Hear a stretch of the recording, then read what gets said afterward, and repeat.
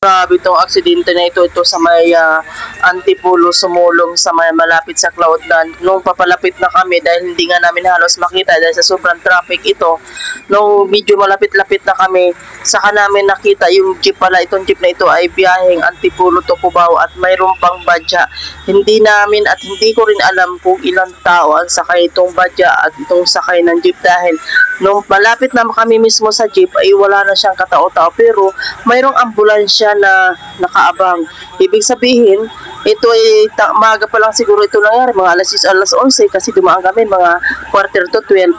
Ito yung nangyari siguro ito nung kasagsagan ng papasok na yung mga magtatrabaho. Grabe, nakakatakot. Ito talang daan na ito, maaksidentihan talaga ito. Lagi, at saka taon-taon talaga ito may aksidente dito. Hindi yung, nung papalapit na kami, ay nakita ko talaga grabe. Sobrang wasak ang unahan ng jeep.